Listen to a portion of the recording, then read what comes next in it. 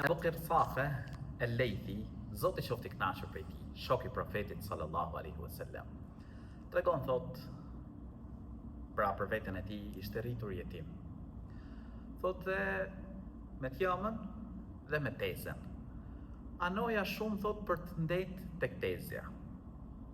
Thot, atëherë në Mekke më nxirrnin thot për të ruajtur bagtit. Por në porosiste tezja, thoshte shiko, kujdes, mos shko ta dëgjosh pra Muhamedit alayhis salam. Sepse ajo normal nuk i kishte pranuar akoma Islamin.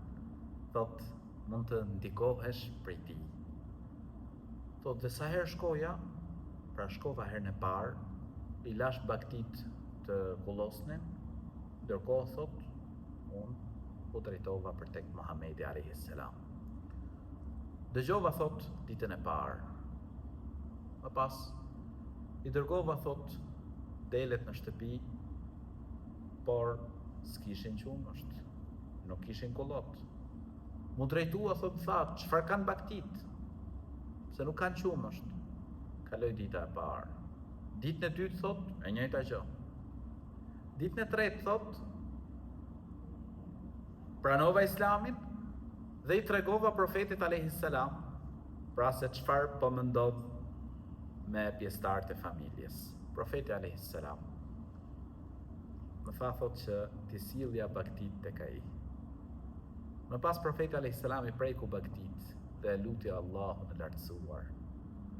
Thot, u kthyen bagtit plot qumësht, plot bereqet. Dhe tezja i thot, kështu pra të shkosh dhe t'i kullosësh, si sot.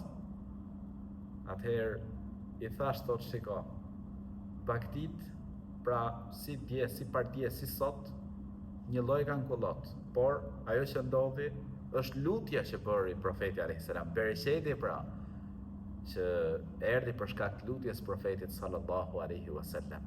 Atëherë tezja thot bashkë me maman e tij, që të dyja i kërkuan që të shkonin dhe të pranonin Islamin.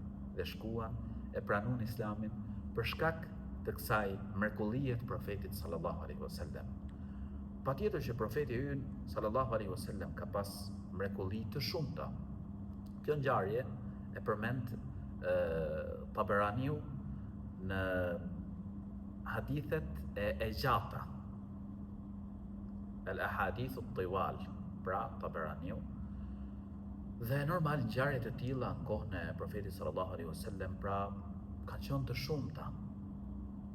Mrekullitë me të cilat ka ardhur profeti sallallahu alaihi wasallam kanë qenë të shumta dhe mrekullia më e madhe është Kur'ani, i cili është sfidë, vazhdon të jetë i tillë. Pra nuk guxon askush me sjell qoftë edhe një ajet si Kur'ani. Askush nuk guxon me ndryshuar Kur'anin, është origjinal siç ka zbrit prej të madhit Zot, prej Allahut të lartësuar.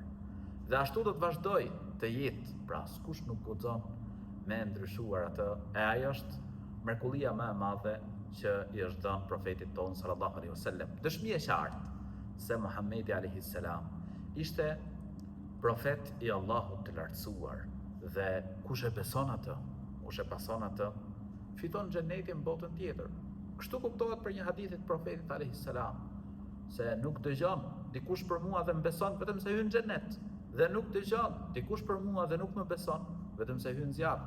E lutim Allahun e lartësuar që të na bëj prej pasuesve të profetit sallallahu alaihi wasallam. Amin.